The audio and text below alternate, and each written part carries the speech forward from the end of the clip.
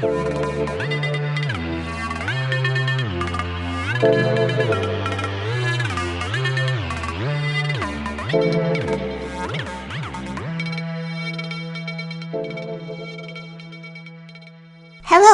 and welcome to Wrestling with Poetry, Kalamazoo, Michigan's premier wrestling and poetry podcast. Today, we will hear from poet Paul Killebrew. We will also delve into the topic of the love life that wrestling allows.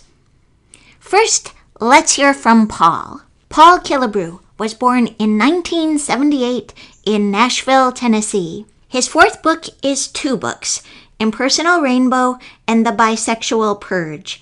It's out now from Canarium Books. He lives in Maryland. Want to wrestle? What isn't here now has that high-pitched, citrusy taste overworked children use to titrate the true nature of sugar stepping across the stripes of a double shift of being parented within an inch of their inch-long souls. Let's hug.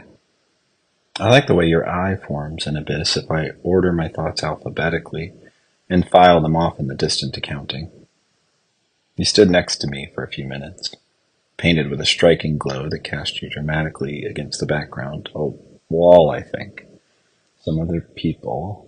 Sound from my left that I was no longer able to attend to. Then you moved, and for a month, the screen's inverted. I got a text from someone asking what I knew, who invented things like the office question, open or closed? Or what are you so nervous about? Or who isn't me? For a few minutes, at some point at least. Squinting curtains of distance and time between us through which I see diamonds of light, what I most want in this world, to look over across decades and see what happens to your expression as you think a loose government of syllables and paint I don't yet know anything about. You've been at the table next to the window we opened this morning to hear the orchestra trundle by on skates whispering about ice cream. You put your book aside and shift your feet and push down on the table with your hands and stand up and turn and walk to the kitchen where I am. And I look at you, and you look at me, and I look at you, and you look at me, and I look at you, and you look at me. Thank you, Paul. I love that poem. Here's a question that came in this week. Dear Ish, we've heard about the relationship poetry has to wrestling, but I'm curious to hear what you think about the connections between theater and wrestling. It seems they have similar drives and are more relatedly dramatic. What theatrical traditions in your mind resemble the traditions of the squared circle? Yours, Ted from Kentucky. Ted, what a great question. First part of the question, connections between theater and wrestling. To me, the most obvious connection is that they require an audience. Without an audience, theater is silent, I guess, and lightless. I think we see things by seeing other people see things. I think vision is a collective endeavor. That is part of why the audience is so important. Another connection between theater and wrestling is that they both deal with conflict. There are exceptions to this in both theater and wrestling. For example, in Japanese comedy wrestling, sometimes a wrestler will wrestle himself. Same with theater. Where's the conflict in Waiting for Godot? Which brings us to another connection, which is that both theater and wrestling can be spectacles. I've never heard a wrestling match on the radio, though there is radio theater. There are podcasts about wrestling. Matter of fact, this is a podcast about wrestling. But it's not wrestling happening. So those are the three wrestling theater connections. Which theatrical traditions resemble pro wrestling? In my opinion, competitive ballroom dancing. There is also the Japanese form of theatrical dancing called Buto. Wrestling makes me think of dance because of the degree to which you have to collaborate with your partner. Buto doesn't always involve collections of people. It's often a one person, and the wrestling part comes from figuring out what they're doing. Now for this week's topic, the love life that wrestling allows. Here's why it's so complicated. It's because of the performance of every human drama in wrestling. But let's put that aside for a minute. The life of a wrestler presents challenges to intimate relationships for the following reasons. It's a life on the road. If your partner does not come with you on the road, you will be apart most of the time because wrestlers don't have a fixed location to wrestle from. Wrestlers go from city to city performing in matches. For example, this is a very successful promotion company, All Elite Wrestling. Here's what wrestling for them is like. September 13th, Cincinnati. September 16th, State College, PA. September 20th, New York City, etc., etc., etc., all year long. And this explains why so many wrestlers hook up with other wrestlers. They understand each other's lifestyles. They don't have to say, oh, what's the matter with you? Why are you always on the road? Are you avoiding me? They'd be like, no, I know it. I know that's the job. If you remember episode 7, the topic was of Gorgeous George came up.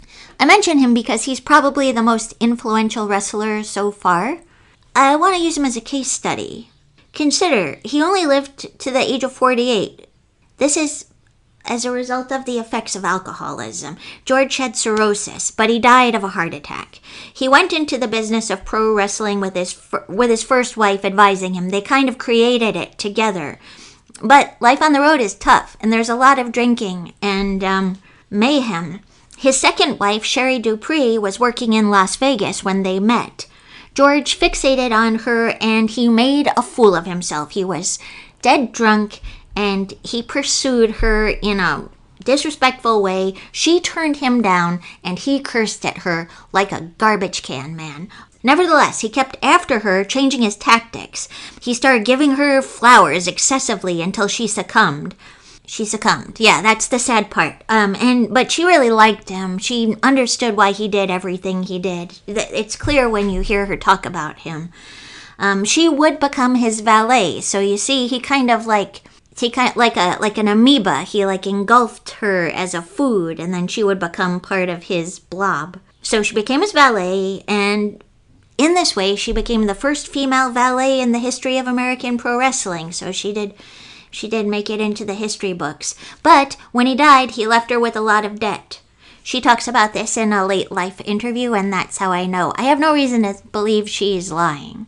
But the thing about wrestling is it encourages storylines of the soap opera type. Here's another case study. Macho Man Randy Savage and Miss Elizabeth. Miss Elizabeth was Randy Savage's manager, a beautiful young woman from Kentucky, like Ted. They worked Randy's jealousy into their wrestling storylines. Famously, Randy's tag team partner, Hulk Hogan, handled Miss Elizabeth, and Macho Man went berserk. And Randy and Elizabeth were actually real-life partners, but it ended in 92. What broke them up? Well, Randy went on the record as saying that he dabbled, I'm putting this in quotes here, in steroids. What does it mean to dabble in steroids? Steroids can't help your relationship. Anabolic. Some of the psychological effects of steroid use are increased aggressiveness and sexual appetite. The infamous roid rage. Hallucinations and delusions are also linked to steroid use, as well as depression and suicide. And this is what you gotta know, folks. If you're on steroids and you immediately go off, that's when you get depressed, and that's when you're at risk for suicide. So take it slow. Get a professional help. And there are physiological effects from long-term steroid use as well. There's an increased likelihood of heart attacks and strokes, the blood clotting. Now the WWE has explicit rules against steroid and drug use, but in the past, my sense is that the rules were lax. Stay away from anabolic steroids. 3 wrestlers who love well, or loved well. Mercedes Martinez, Tito Santana, née Merced Solis, and also George the Animal Steele. May he rest in peace. Good relationships, and they seem to also have mental health. The sources of this Icons of Wrestling on YouTube will give you a lot of old footage of old wrestlers. And also WrestlingInc.com 1103662, wrestlers who are married to other wrestlers, and USADA.org, Athlete Substance Effects of Performing Enhancing Drugs. I hope that wasn't too much of a bummer. I meant to talk about love, but I'm basically talking about obstacles to love. Events this week. Satellite Records. This Thursday, Satellite Records will be having their open mic. Lovely. From 5:30 to 6:30 or so. This will happen at the store, which is located at 808 South West Nedge Avenue in Kalamazoo, 49008. Wrestling events near here. Independence Pro Wrestling finally returns to the Territorial Brewing Company for live pro wrestling on Saturday, September 16th for Super Smash. Territorial Brewing Company, 1600, in a minute please, okay? 1600 Avenue A, Springfield, Michigan. Doors open at 5. Match begins at 6 p.m. All ages welcome. Okay, that's it for now. Thank you, Paul, for the beautiful poem. Thank you, Ted, for the provoking question. And love to all.